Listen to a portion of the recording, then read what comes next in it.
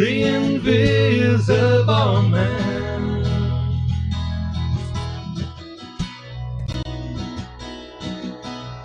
Oh, the invisible man.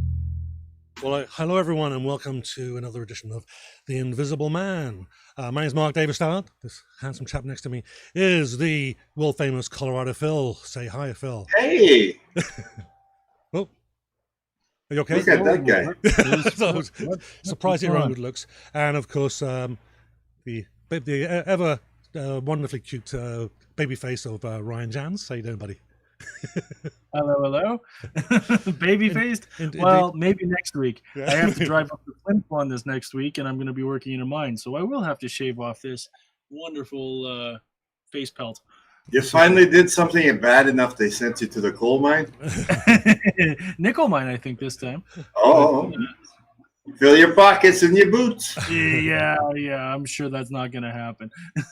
It's more like, hey, you're banished off to wherever the fire alarm room is, and don't come out until you're finished. Okay. Okay, so anybody watching, don't forget, please like. It really helps us out, gets the attention of the algorithms, and share. Send it to all your friends. Share. Like, share, subscribe. Yeah, but all that other good stuff. All those things are good. And if you're not already subscribed to YouTube, go to YouTube and subscribe, because that'll help us out there a lot as well. So today, Phil, where's your sunglasses, man? You always have sunglasses while you're doing Oh. it. You got to pull on the sunglasses this time? What's going on, man? What up? There we go. Cool for school. Totally. And we got one watch. That's cool. and some of us are too cool for sunglasses. Yeah. Wow. Burn. Well, I wouldn't go so far to say that's a burn. Maybe we're too old for sunglasses, some of us. So just in case anybody is not friends with Mark on Facebook and didn't get the prompt, it's Mark's birthday today. Happy birthday, Mark. And I'm 12 again. I'm still 12. Yes, Dr. Sherry and your kids will agree with us 100%. You're still 12. And just in case you're wondering how old I am, this morning went out for breakfast, and I now qualify for the seniors discounts at Salisbury House. Wow. Yeah, wonderful. Anyway. That's something, right? You're totally planning on using that as much as you can, aren't you? I remember my dad doing something similar to that when he hit that. And everywhere we go, seniors menu, please. Seniors menu. Yeah. Speaking of seniors, birthday boy there, why don't you tell us about our special musical guest? Indeed, I was just waiting for a gap there. Okay, good. Well, of course, great segue. That's why we pay you what we pay you. That's right, and I earn every penny. And yeah, so today I've got my very good friend Gavin George. Been best friends since about 15, 16, I think. Which, as I'm 12, we're going to be friends in another 3 years. Just waiting there so someone did catch that. So Gavin and I have written, I think, probably a good 100 songs over the years. Not that I remember most of them. Gavin is an accomplished lyricist. He actually wrote the lyrics for one of my songs on my solo CD, Don't Fly Away. He wrote the lyrics for a song on the Soul in the Mind album, Flesh and Blood. And he also co-wrote with me. We co-wrote probably one of our more popular songs. Certainly, we're playing live our more popular songs, "Moonlight Mist." Anyhow, so without further ado, Gavin George, how you doing, old man? I'm not so sure about the old man. I'm at least a year younger than you. But wearing a Beatles T-shirt this evening, it reminds me that we are actually like John and Paul. More so that you're the craggy John Lennon figure, and I'm the baby-faced Paul McCartney figure. That is correct. Especially where you can't see the complexion. Excellent. Yeah. So we. Yeah, there was I think I always considered us. Well, obviously Lennon and McCartney's everybody's measuring stick, right? We always measure ourselves against the best. But there was always that competition that we had was a friendly competition. It was like you would, for instance, you came up with a first few chords, I think, of chorus, maybe of King of the Kings Road, which This All of Mine does do. And then at the same time, I'm like, oh, there's a challenge there. And I kind of came back with Poor Imitation of Love. We both finished the songs off for each other, as we established last time, because we're lazy and we don't like finishing songs ourselves. Well, I seem to remember the chorus for King of the Kings Road, which I never would have written, which was completely out of sync with the verse, came from you. So it was very much a co-written effort, like lots of them. Yeah. Well, it was as well. I mean, I didn't care for, because it was just you played the open chords, was a D, C, and G, and it was like, it just seems. I guess I was being a bit of a snob. You're not using any major ninths, or you're not using any barré chords or anything, and I didn't really like it. And you had to convince me, and I think it wasn't until this was one of many songs where I was like, well, let's just jazz it up a little bit, and just put a little bit of rhythm in that right hand. Instead of playing the open chords, play the barré chords, just exactly the same. And it just took a life of its own. It's like, oh, I love this song now. Hey, can you say happy birthday? I loved it on the first time we sat down with you singing it, actually on a little mono tape recorder. Yep. And it actually had the energy and the drive that I hadn't heard in it. Yeah. So that's why two people coming together makes it work, doesn't it? Yeah. Yeah, absolutely. I think that you challenged me for sure a lot, because when I write songs, and I still do, I still struggle to write songs that are not about me or about someone directly that I know. So to pick topics other than just personal songs about feelings, I've kind of always envied you. I'm flesh and blood. I would never have written those lyrics. I think when I sent you the melody for that, I think I just ad-libbed some gibberish, and I don't know if you recall. Do you still have that recording? Because I remember you telling me how funny it was, and then you wrote something. I had no idea that was what that song was going to be about, and it was the same with "Don't Fly Away." It was lyrics that I would never have been able to write that song. I don't think it was. I mean, that story was all yours. I tweaked the lyrics a little bit just so it fit the meter of the song a little tighter. But yeah, it was just some poetry that I always. You should feel better. You should feel better when I tell you that when I wrote those lyrics, I just felt completely insincere. Yeah. Excellent. That does make me feel better. Yeah. So actually, I'm going to offer you a challenge. Actually, right now, I was going to wait till the end, but I think right now, I'm going to offer you a challenge. Once a month, I'm going to challenge you to work with me to produce one new Stallard and George song every month. You up for it? I'll take that. Yeah. Okay, we're on, people. As long as you perform it and broadcast it. You bet. Absolutely will. We're on then. So I've got a couple of tunes I'm working on now, so I'll get some stuff recorded, send it your way, and yeah, work on some tunes as well as the lyrics, mate. We'll come up with something. So yeah, this is going to be exciting. But it's actually kind of funny. I haven't actually written anything since last year, and it was really difficult to try and get back in it again. I started just this last 2 weeks, just been picking up my guitar, just trying to find something. Yeah, but it finally clicked. Now I've started to get some melodies that are coming out. So, but it's really hard if you don't practice it. You kind of lose it a little bit, get a bit rusty. So I'm looking forward to being productive again. Well, I'll take that challenge and I'll rise to it. Oh yeah, are you going to raise me to 2 songs a month? Okay, there you go, people. So you can hold us both to that. So we'll come up with one new song a month. Oh, and there are rules. If we write 2 songs in a month, that doesn't count to the next month. We have to come up with a new song every month. Okay. So you can't write 10 songs in a week. Now wait. If you guys are going to do 2 a month, that means I think Mark should write a song that Gavin has to perform, and Gavin has to write a song that Mark has. I think that's the way we should be doing that. Okay, what I'm saying is I'm happy to perform. But what I'm saying is the challenge is 1 a month. But if we do write 2 a Okay, month, so that doesn't count. That doesn't carry over. That keeps us And- on our and toes and it keeps us working. What's Ryan doing in this anyway? Well, he'll play the bass. Mark will just be like, "Here, write something for this song," and I'll do it. Okay.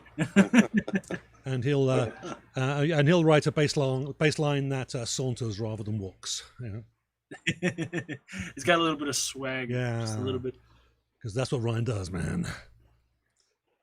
So we wrote a lot of church songs before. A lot of not very sincere songs, but around a sort of Christian sort of meaning. Yep. Even if you had to dig around for it. And then we wrote a lot of love songs. That's So right. where are we going to go with themes? Yeah, well, I remember a few of the love songs we tried to say, oh, that's God's love for his church, right? we try to make it kind of fit. we weren't buying it, though. I don't think anybody else did. Well, it all depends. If you were in the early 2000s and played them for like the evangelicals in the southern states, you probably would have been able to sell that. Yeah, to could them, be. no problem. But again, that's another show. That's not the show. Yes, We're not this getting one. close to that line. Yeah, we have a whole long-time- YouTube. Our longtime listeners and viewers will know that we actually have a strict no religion and politics, unless it directly intersects with your music, and in this case it does. So we're skating kind of perilously close to that line, and I'm gonna stop and let Gavin and Mark cross that line, because I've crossed that line too many times to I've been the chief offender. But I'm just saying, hey, back. Well, talking of crossing lines, how deep do you have to find the spiritual meaning in how come I love to touch your affection? Mhm. A line like that. Yeah. Mark, you recognise that? It Run sound- my hands over your naked emotion. that sounds like something I would have written. That's just Who's naked? What? As you were. trying to play with some word images. I was always kind of something that I would like to do. Just trying to come up with some. Actually, I think I did write a song. Not that I can remember it. I've got the lyrics, though I can't remember the tune. Where I took a whole load of our song titles and turned them into a song. I still have the lyrics somewhere. And we call it "It's All in the Mind's Greatest Sin." And it kind of had it did have a bit of a story to it. But I remember Gavin asking me, why did you do that? But it was just, I just wanted to see if I could. Yeah, anyhow. Yeah, you also wrote the some lyrics around the contents of a fridge, which had a spiritual meaning. You had to like delve into the back of the through the butter and the meat and the leftover meals to find it, but it was in there. Yeah, so there's a whole lot of stuff. Contents of a fridge. Yeah. Well, I guess you go with what you know, but if we were to write that about my fridge when Mark and I started performing, it would be a very boring song because my fridge was very empty. Yes, indeed. It was always trying to find something that was a little bit different, and sometimes it would work, sometimes it wouldn't. But that's the creative process, though, right? Sure.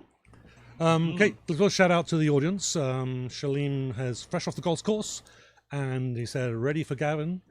This was obviously before you were introduced. Chris Lady is representing the park, Polo Park. Pauline Santoro says, good afternoon, guys. Shalim says, flesh and blood rules. Yes, Shalim, great song. Well done, Gavin. Great. Shalim digs the Beatles shirt, and he has a question for you, but we'll come back to that one. James McGowan says, looking good, mates. Or you're looking well. And okay, I'm going to go back up to that song. It's not the question. So Shalim is asking, do you compose the music or the lyrics first?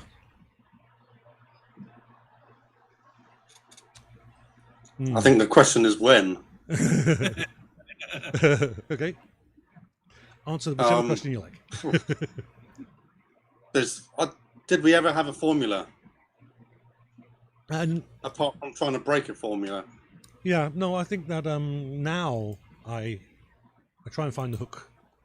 I try and start with some interesting chords and trying to find the melody and the chords, and then I'll write the lyrics around it.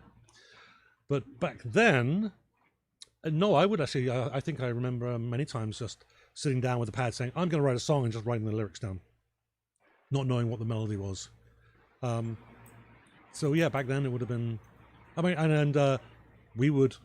There was more than once we would sit on the sofa or on the edge of your bed or something, and maybe in your room with the guitars. We each had a notepad when we would strum. Oh, I like that. Write something down. Yeah, I don't know. It would be very difficult to do that with someone you didn't know really well. That would be a really difficult way of. Like it's something that you and I could do, but I don't think I could do that with someone else. The only sort of formula or method I think I can remember us having was we would just pick up the guitars, try and find 2 or 3 chords, often chords which clashed rather than went together. Yep. But then try and find a melody line that went through those clashy chords, but try and pick up at that point a lyric to start with. Yeah.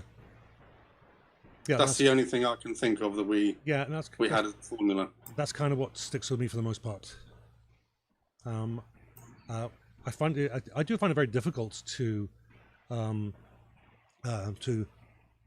write the lyrics first, because I tend to have bigger ideas than will fit in the song. One of the ideas, while I was just this last week or so, I started thinking, well, here's a nice concept: is that if you set your goals on the horizon, you're never going to reach it. But if your goals are on a hill, it's always going to come closer to you. Which I think would make a great poem, maybe, or rambling poem. It might make a good short story. And I was having a hell of a time just trying to get that concept through in a couple of short sentences in a chorus, whatever. So it's really difficult for me to write those because I tend to write too big. I think. Thinking back, trying to find a tune that expresses what the words are doing is tough. I think we've probably found that as a bigger challenge. Yeah, and I think that's kind of why I'm with the lyrics that you've written for the more recent songs. I've got to take my hat off to you because you just came out with something that was so completely out of left field, to use a North American expression. Not sure what an English one would be, but it was really yeah. So I think that lots we can learn from each other. Actually, we have someone join us, and I'm going to mess up the name. Foedos, Poheydos, is asking, where are you from? Or is it from us as well? But yeah, where are you right now? I'm in Hampshire, in England. Okay. And you might have thought I'd put some cream or baby oil on my face, but it's actually hot. Mm-hmm. So even in England, we sweat this time of year occasionally. Southern England, so it's the warm side. And to be precise, it's in a place called Basingstoke in Hampshire. Not the most exciting town in the world, but it's okay. It's within reach of the coast and London and other places. Yeah. Excellent. We are, of course, so Ryan and I are in Winnipeg. And Phil is in near Denver, Colorado. Yep, go for it. Denver, Colorado. Wow, hey. It's hot here too. Yeah. Man, we've been getting close to 100 degrees the past week a few times. Okay, that's Fahrenheit, people, not centigrade. Otherwise, yeah. Well, that's around 36, 37, I think. Yeah, that's mid-30s. We haven't made it that hot again, but this last week it got we actually had a tornado in Verdun in the. I heard that this morning. Yeah, it was pretty destructive. People injured, a couple people killed.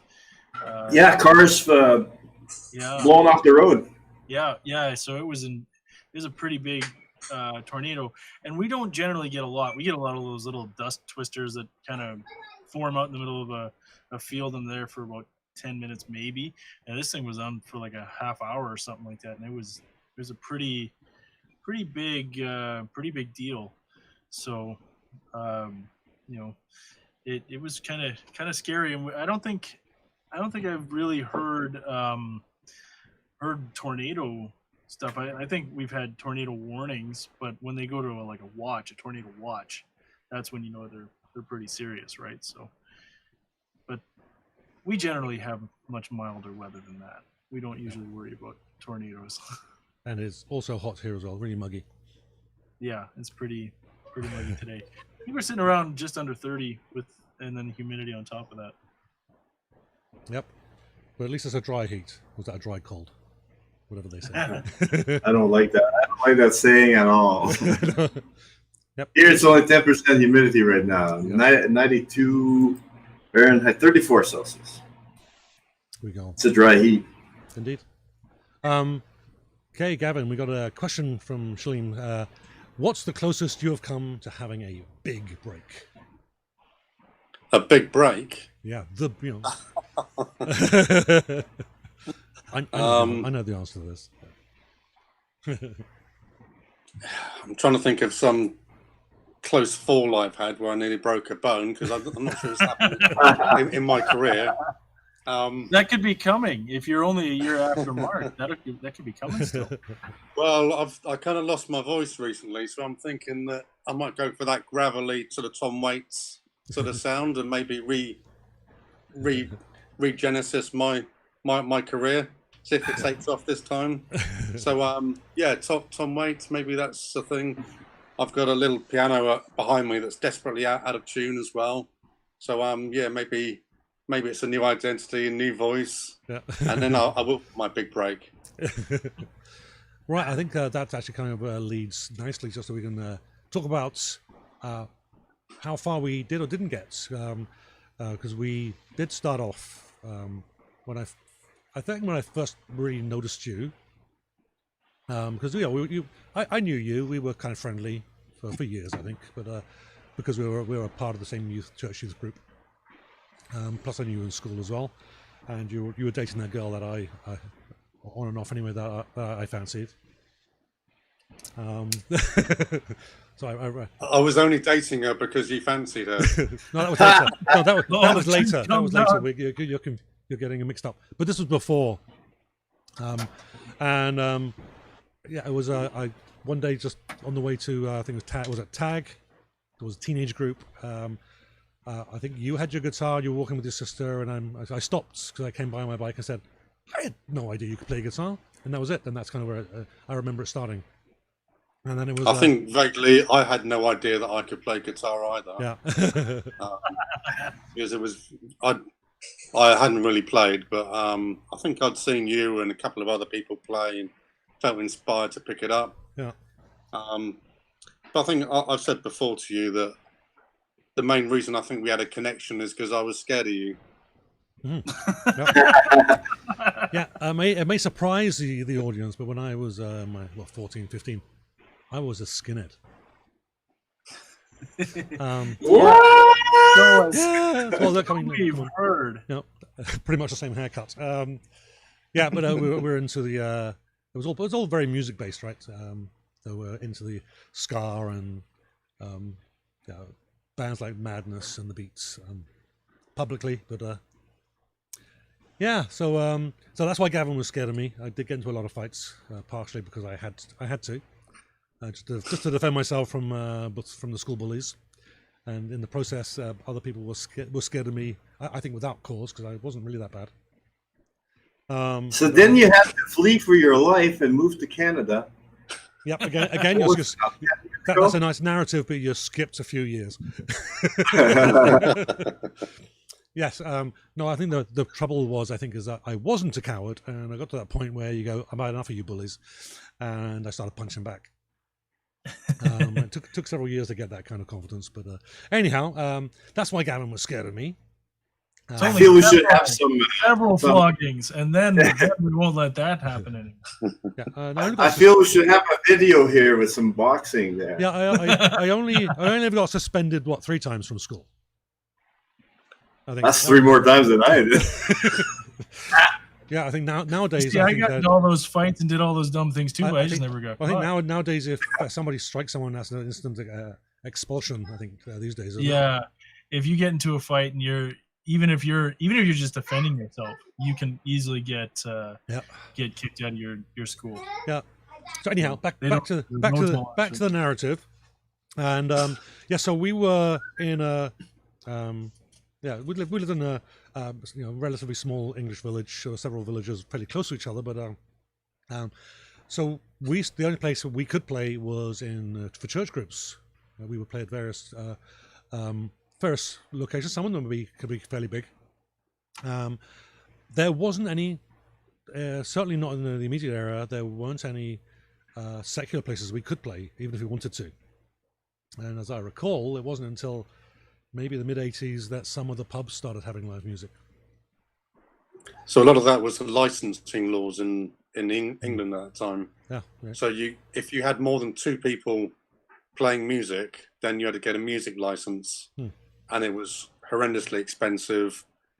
And then people like us couldn't afford the gear. The venues couldn't afford the gear to go with them. Yeah. So we were always small potatoes. I'm gonna, if I can do this quick enough, I've got some photographs. Let's see how I can get the right ones. Oop. Just bear with me. Right, here we go. This is good. This is a good one. So this is a picture went a bit wonky. I won't actually move that because I'll probably screw something else up. But this was a school called Cams Hill, just just outside Fareham, and we were setting up. But the reason I brought this up, as well as we got Steve Moore, who was our drummer at the time, even though we didn't have a drums for this location. But you'll notice on top, this is on the bottom left, you'll see it's actually a cabinet, bass cabinets that we used for the bass guitar. That was just a speaker. It was like a 24-inch speaker or something. It was huge. But on top of those are 2 speakers from an old record player, and we had found some tweeters, just tweeter speakers, and we wired that up ourselves and mounted the tweeters in there. So we did everything on a shoestring. We did it all like everything was all, just as cheap as possible. Oh Jesus, Murphy, is that one of them?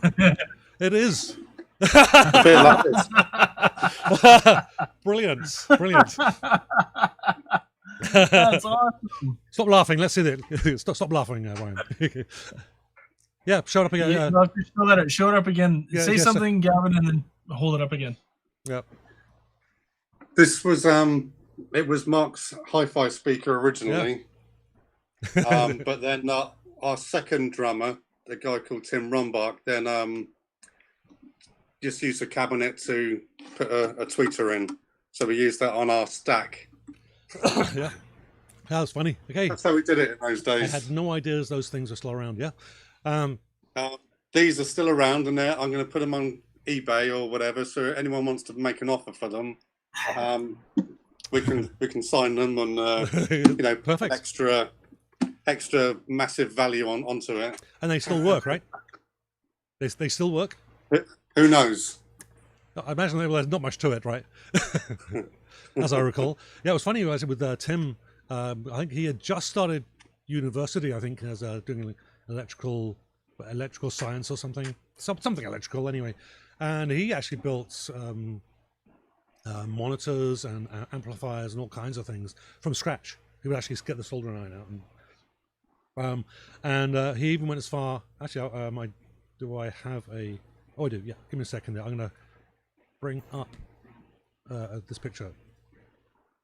Right. So, you can see on stage there the monitors on the floor. they looked like they were out, actually came from a shop. If you looked up, if you get up close to them, they look like they were brand new and factory manufactured. Tim made those, and I helped him make those, and he did all the real work. But cutting the wood to size, and and he just did it all, and it looked so wonderful. And what you can see, if you see me there doing my John Lennon pose, but on the left of the screen, you'll see those lights, those stage lights. Those are actually, I think, baked bean tins or a can of fruits, but actual food tins. Tim had actually obviously cleaned out, and then got rid of all the burrs on it and spray painted it matte black. I think he made the stands as well. Put the bulbs in there, and it was just amazing. And so Tim is the guy. Well, he's not on this picture. Yeah, I don't have one lined up with Tim in it. Yeah, so all this stuff was homemade as cheaply as possible, and that was the way it was. The signs on the bottom, which is the TM, which was the trademark logo that you came up with, and then Missing Link was the other band, and that was the logo on the right. Yeah, one summer was like, hey, you know what? Why don't we just we couldn't afford to get any banners printed or anything, so we just got those were literally a couple of cupboard doors. We took the handles off, and then we just masked it in tapes and painted it on with the brush, the golden black. Are you guys on a hay wagon there? Yep. Yeah, so that is one of the last shows we did actually. Was on a farmer's field in Burridge, which I guess it's not really a village, right? I think it's more of a hamlet. One of our friends was working there and arranged it all. We got a whole load of public. We went out and did our Blues Brothers thing, sticking up the flyers everywhere, trying to get people in. And we had about 30 or 40 people there, as I recall. It was fairly full, and it was everything was on the back of our trailer. We had the bales there just to make things look good, with a generator behind us chugging away. First thing I saw when I noticed the lights, I thought, fire hazard. But clearly you guys made it through. And now you know that those aren't really, professionally made. They were just stuff we put together because we didn't have any money. No, even more so. Yeah, actually. But you made it. Well, that's the thing. Yep. And I noticed when I was getting this picture together too that there's what looks like the corner of maybe it was the corner of a car. It looks a bit small, but maybe it wasn't. But it did remind me of getting to gigs, how we got to gigs as well. Because I was lucky enough to be able to pick up a car and at a police auction for about £70. I think it was an old Morris Marina. I don't know if you remember that one, Gavin, the bright orange one. Oh, I do indeed. And then we have that. But when you said about the baked bean tins earlier, reference to lighting, it reminded me of that Morris Marina, actually. Yeah, it was had a massive boot. That thing was huge, and we got that whole bass cabinet. We actually got it into the boot, and there was room for more stuff. And then when we went to gigs with Steve, or even just to practices, I'd be driving, so I had some room, and then Gavin would be next to me with at least 2 guitars on his lap, and then Steve, poor Steve, everything that we couldn't fit anywhere else, like all the drums and everything else, and the other amps, was stacked around Steve like this, and he was a tall guy too. He was like 6'2", I think, was he? And he was, he wasn't very, very tall, right? So he'd be scrunched in the back while I'm driving. I can't see anything out. I can't see anything in my rearview mirror, and yeah, it was a lot of fun. It was a lot of, and then I had my Vauxhall Viva after that, which was I missed the boot on the Marina. The Marina was great, and I think I did back into a couple of fences. I think, and at least in one pub, knocked a fence down quick before they find us, and drove off. Yeah. Yes, there we are. So it wasn't easy in those days. Yeah. Whenever I look for instruments and gear for my kids now, I look on the websites and I see that they're probably less money than they were when we were kids. Yeah, they're all made in China, but they're a hell of a lot more affordable. Yeah, well, that's funny now. I've got an Epiphone Les Paul, and it is, I don't know, I think how much did I pay for that? It was on the regular price was about $800. I think I got it on sale because I'm a real Winnipegger. I don't like to pay full price for anything. Yeah, I was looking at the equivalent Gibson, and the quality is it's just not there for the same price. If you want a quality Gibson now, you gotta spend tens of thousands. So now the good stuff's coming from China, funnily enough. And actually, my favorite guitar is here we are. My go-to guitar, which is actually an applause, right? So this is a low-end version, made in China. I love it. Here we are. Anyway, right. Yeah, and it's all Chinese. I mean, I think that over the years I've been snobbish, always wanted the high end. But I've got 3 guitars here. One of them's an Invasion, made in the US, which is my stage guitar, and I've got an old Washburn, again made in China. But this one made in China, and I go to the cheap ones, which is kind of funny because at one point in the 1980s, the cheap ones weren't that good. Actually, do you remember the acoustic guitars we had, the Fender Balboas? Yeah. Those were decent guitars. Do you remember how much those were? I think those were affordable. I remember them as costing £230. Yeah. That was my first wage packet. Yeah. On a guitar. Your first wage packet. That's because you actually had a real job. My first wage packet from 1981 was £23.50. Carpet fitting. Well, that was the Youth Opportunities Program. Oh, okay. So our wonderful leaders, country leaders, decided it was that they should ship all the jobs abroad and not fund any of the apprenticeships anywhere. So there was no training, and so you got a crappy job and you got paid. Well, I mean, you can work out the minimum wage, divide that by 40, right? Divide £23.50. Anyway, that's why we were poor. There was no work at the time. Ryan, you see that? Yes. I'm sorry. What the hell is going on over there, Ryan? So anybody you're gonna have to go back and watch this. So what happened was Mark and Gavin were talking about the guitars, right? And so I have 2 guitars behind me. So I figure, hey, I can't remember. I know the Ibanez, I think, is made. That's my bass, my 6-string bass. And so I think that one's made in the U.S. or at least it's assembled in the U.S. and all the components are probably made God knows where. But then I have a little PV, like this electric guitar that I bought this off some guy on Kijiji for like $150, right? I was like, where's that one made? Is that one made in the States? And I was like, so I'm looking at it, and I go to put the thing down, and I usually have my chair unlocked like this so I can lean back in my chair, right? Well, today I decided I'm not, because I got some criticism and some feedback saying that I move around too much when I don't sit still, and that's part of the reason is I usually caffeinate just before we go on live. I've usually got like a drink or coffee or something, so I'm always a little jittery. I'm just trying to burn off some energy.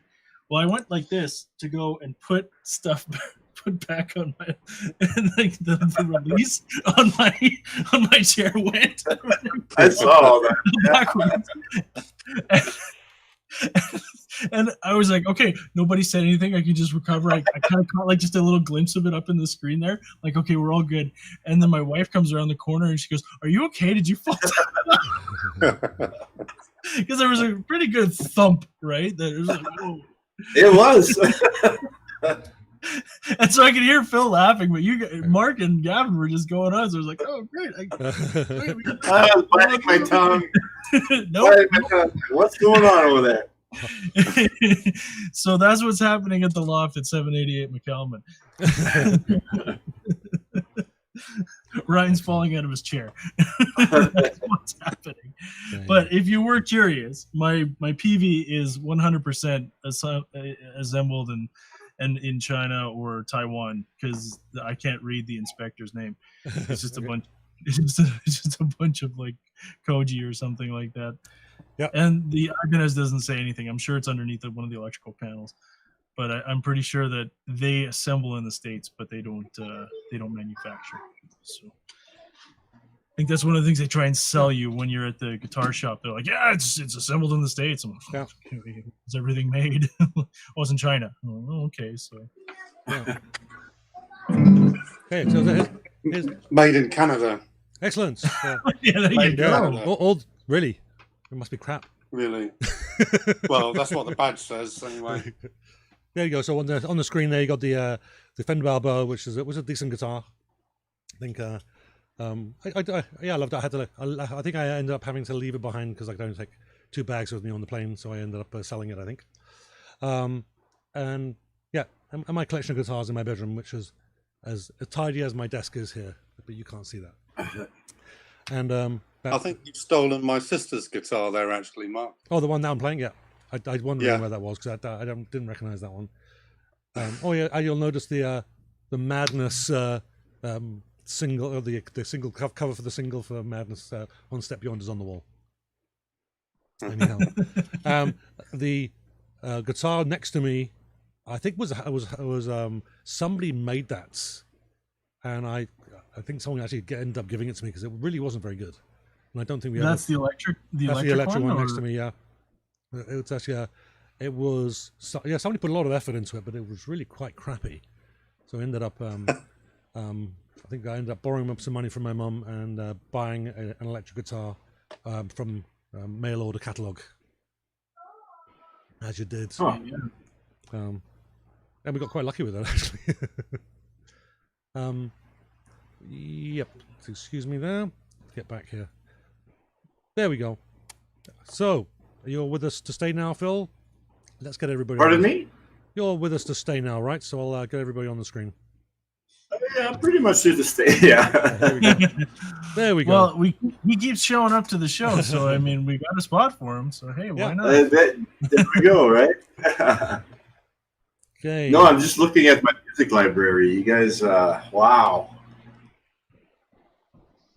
So I'll tell you what happened, because I could look at that for hours. Last week we covered this, so this week, well, I'll just tell people, go to my show page, the Colorado Phil Show on Facebook.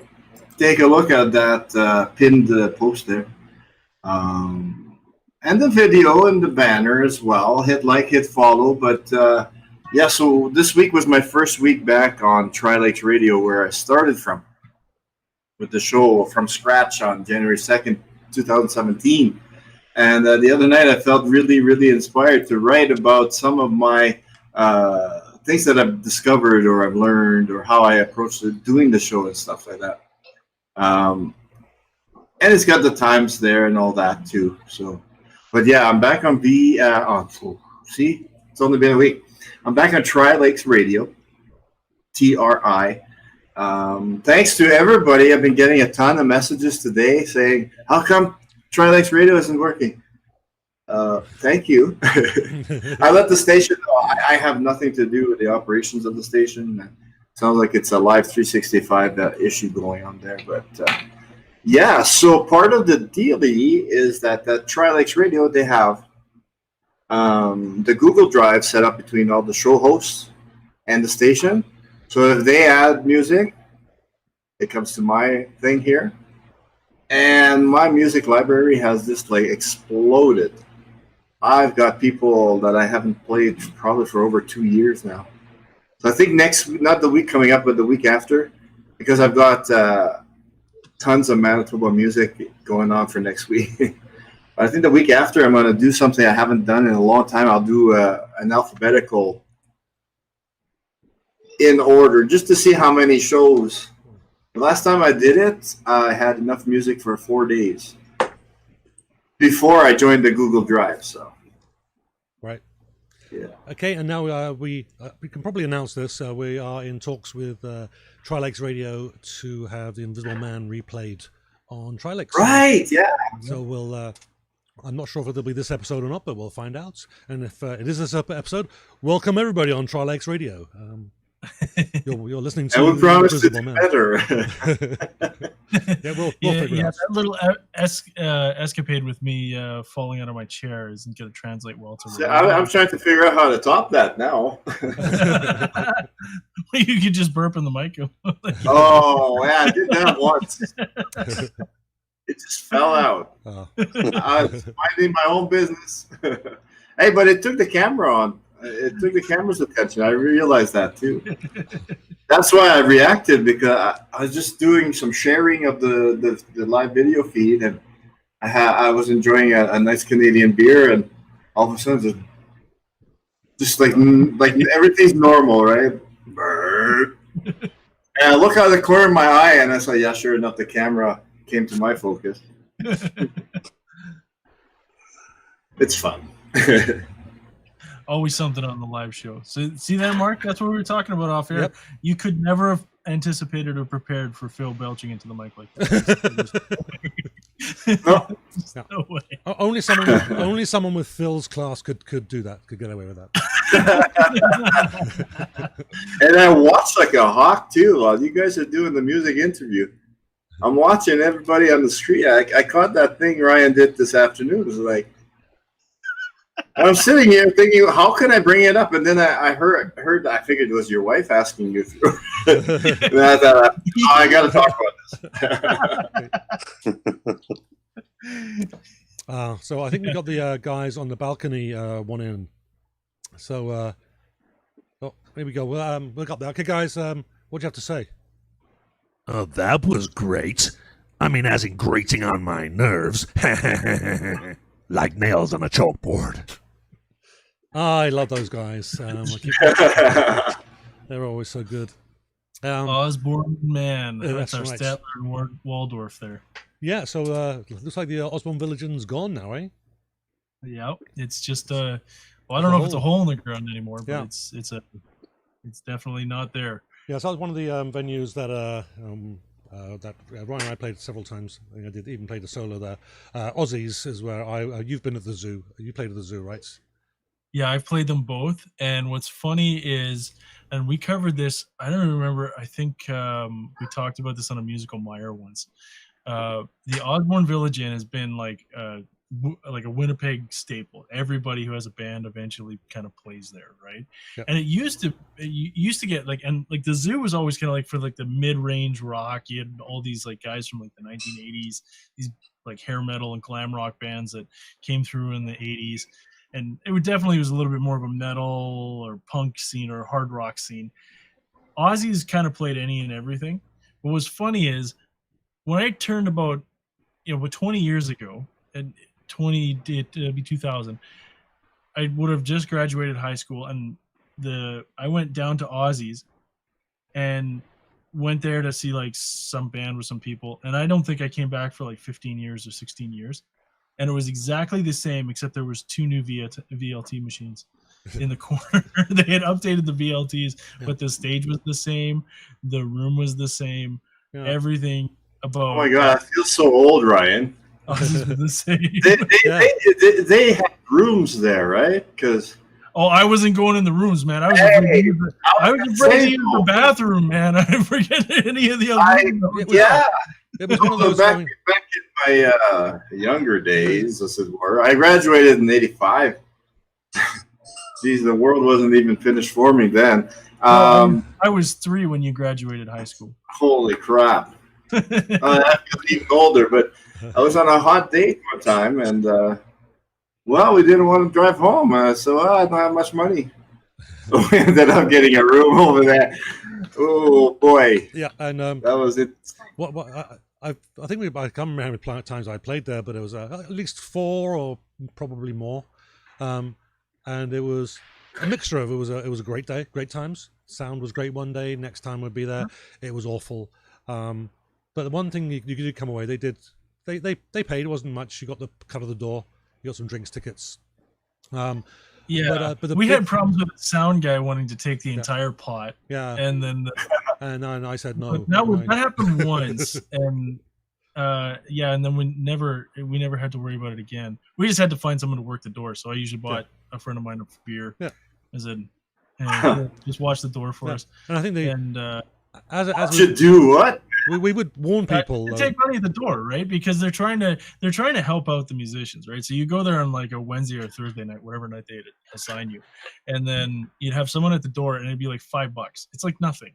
It's like absolutely nothing to get in, and it was usually enough people who came to either fully pay the sound man or fully pay the band. And then the sound man never wanted to split. He's like, no, I was promised this amount. I'm like, well, you can go talk to the bar owner and see if he'll pay you, because we were promised that we get the door. So Fight.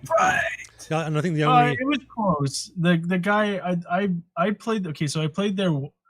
Mark, did we do 2 New Music Wednesdays there? As It's All in the Mind? Once with Dan, right? Because I remember setting up for that show. Yeah, no, I can't remember. I know I did New Music Wednesdays as a solo. Yeah, you did one as New Music Wednesdays. We did it as It's All in the Mind, and that's where you had to like go back over emails so that we didn't get stiffed. Yeah. And then we played there one more time, I think, because I remember that's when I had to get my like one buddy's younger brother. He was like just desperate to do something, right? So I was like, okay, here you go, watch the door for us, and I'll buy you a beer. And so there's that, and then the zoo upstairs, I played 2 times with the other band that I played, because I also played Aussies in with the other band that I was playing in. So I had 2 bands going on at the time when Mark and I were performing, and we had the same story with the sound man. He was like, sometimes he was good, sometimes he wasn't, and like the zoo had a kickin' sound stage, and it was an interesting room to play, but it's just like, you know, it lost its luster like a long time ago. Yeah. Like, talking of losing, I stayed there. I'll say talk of losing. There in '85, it had lost its luster. Yeah, I say. In '85, I don't know if it ever had luster. I would warn people, come in. So it is a friendly venue. Just don't touch anything, and never wash that luster. And never use the bathrooms. Man. Never use the bathrooms. They were awful. Oh yeah, the bathrooms in both of them were pretty horrible. Anyhow, I just want to get back on track there. The reason we were talking about Osborne is it was obviously a lot of Winnipeg musicians have fond memories of that venue. But the real reason was, if you didn't catch it at the beginning, the old guy in the guys in the balcony, the old guy, we named him Osborne after the Osborne Village Inn. So that's why we got onto that tangent there. And the reason we did that was because I had a bathroom story. Yeah. No, I do. No. This can't be good. Talking about the venues and stuff, right? I don't know if there's any place like this in Winnipeg, because I didn't notice them at all. But one time here at a show in Denver, I was at a little bar, and I guess they let people post stuff, right, on the walls of the bathroom, old show posters, all kind of stuff. Hey, they had done such a good job with everything. I couldn't find the damn door. I walked up to the urinal, and a couple of people came in, and then I turned around, because before, when I was alone in there, I thought I know where the door is. And people came in. I washed my hands real good, and by then I forgot where the door was, so I had to kind of really dry my hands slowly until somebody came in around. I think I was in there for like 5 minutes. Oh, that's funny. No, I've never had that. In Toronto, I went to a band in Toronto called Sneaky D's, which is right in like the University of Toronto. I was there on like a business trip, and then I went down to, I was waiting for a flight, and so I'm downtown Toronto. I'm sitting there and having a pint, and I go into the basement, because you gotta go downstairs into the basement, and it was like, you're thinking it's just gonna be like these tiny little bathrooms. And we walked in there, and it was this giant room with 2 stalls like tucked in the corner, one urinal, one sink, and then there was like probably like a 5 by 5 room, like 25 square feet of just empty space. It's like, what's going on? And just like graffitied everything. It's like graffiti on top of like posters on top. It was something else. I was like, yeah, this is pretty neat, but I'm not pulling my camera out and taking any pictures in here, man. So. No doubt. There we go. Oh my God. What's going on there? Well, Gavin's a sore loser when it comes to pool.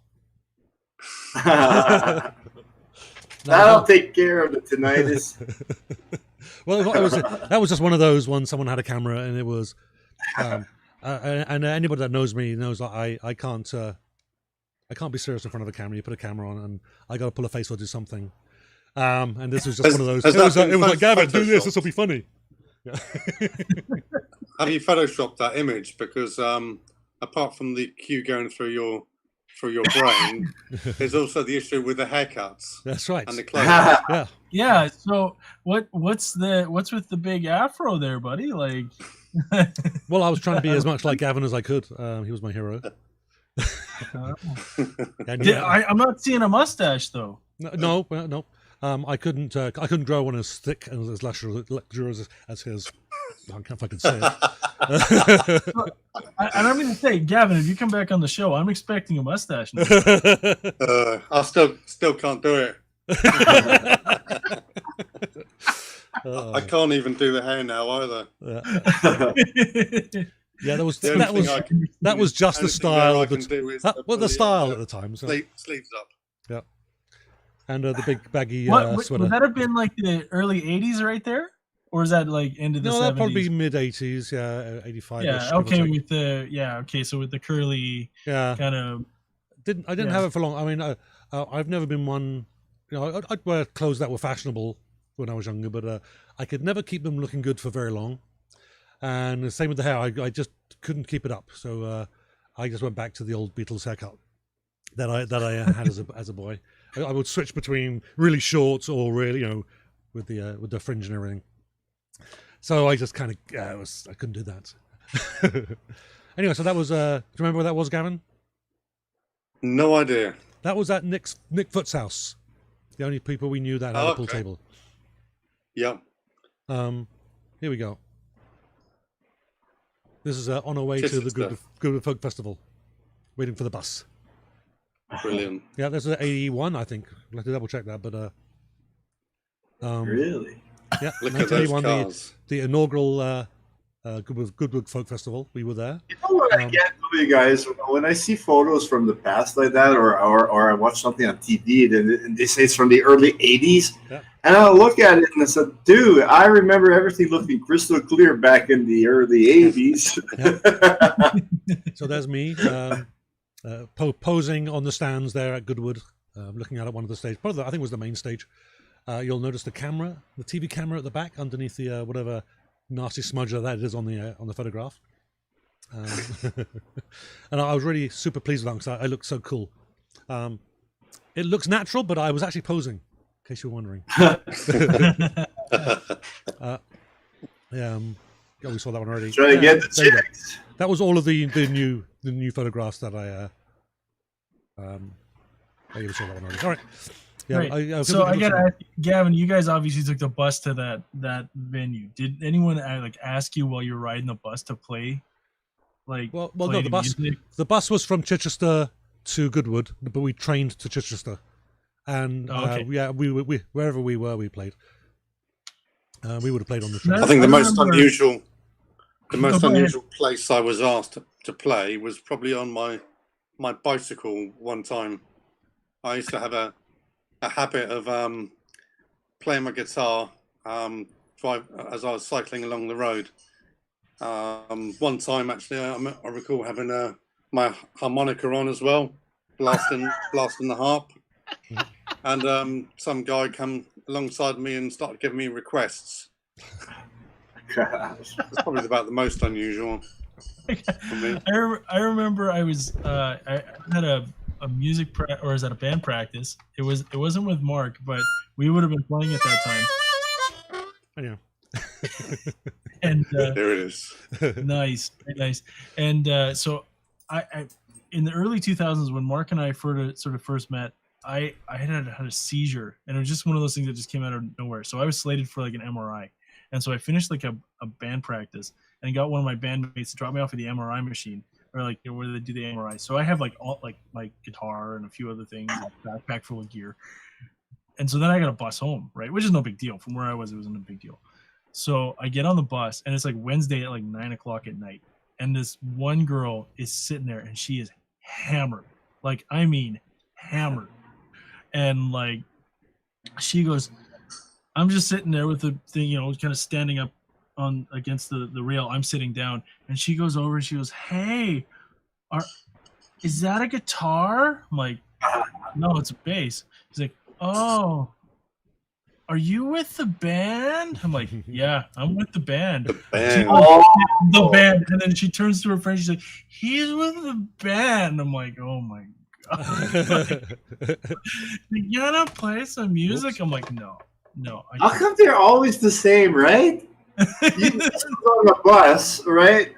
When Kittenhead did their tour last year, and they came to Denver, I noticed everybody's falling in love with the musicians on the dance floor in front, and they're making signs to them like, yeah. It's like, no. People are weird when they drink, man. Yeah, especially when they get and like this girl was, and she obviously had her bestie or whatever is with her, and she's like, no, it's okay, you don't have to talk to him, but he's with the band. I'm like, yeah, I gotta get off. He's gonna play some music. And then she's like, bye. We're playing next, and I think we had booked a gig at like the Cavern. I was like, we're playing at the Cavern. I never saw her again. I don't think you remembered that evening. I'm pretty sure she didn't remember that. So many people ask me that Kittenhead show, do you play with that? Because they saw us hanging out, and I helped out at the merch table and all that. And all these drunk people come, hey, whose idea was it to come up with these pussy hats and all that? That was a fun night. But yeah, you add the alcohol, and that's why they got to close bars back down now. Yeah, people just don't get it. And it's not that they do it on purpose. You drink a beer, you drink a second beer, the music gets louder, and you're going to talk louder, so you're going to be, yeah.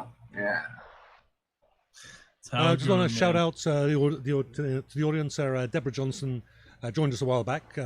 Mr. Deep Blackberry and Co. And, yep, that was all the new. Jim Roberson, my brother-in-law, from England, Fareham near Portsmouth. No doubt my sister's watching as well.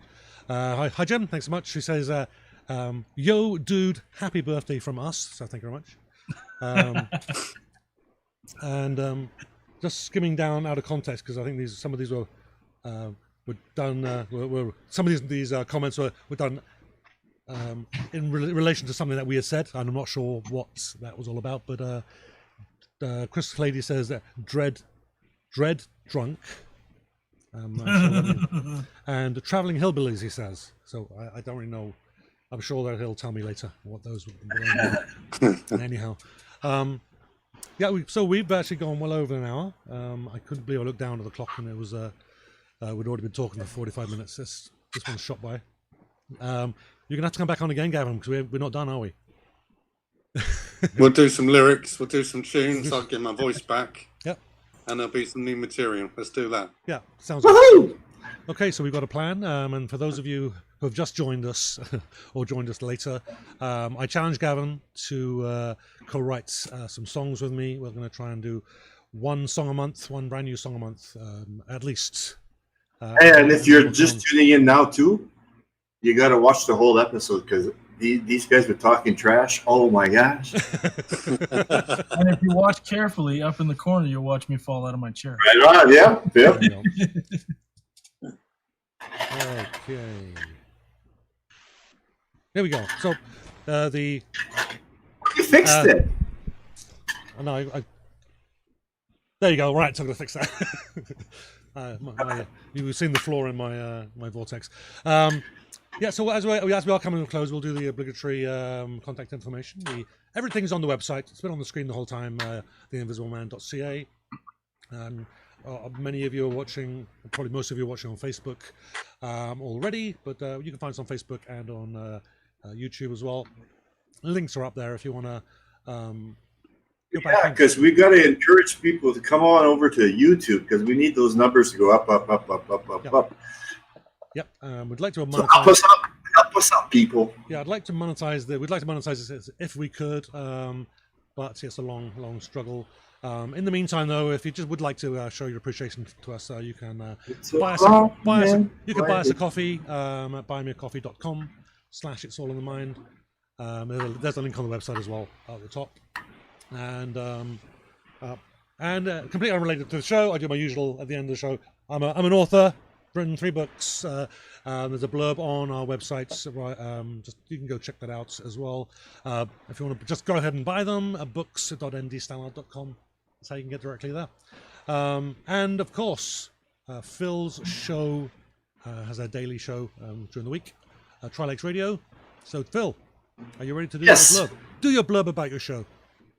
My blurb about my show being Monday to Friday, 12 to 4 p.m. Pacific, 1 to 5 p.m. Mountain Standard Time, 2 to 6 p.m. Central, 3 to 7 Eastern. And come check out my Facebook show page for the Colorado Phil Show. Hit like, hit follow, and listen to the show from the Facebook show page if you want by clicking that Use App button at the top there. Or else you can listen at www, and it's www.trilakesradio.com.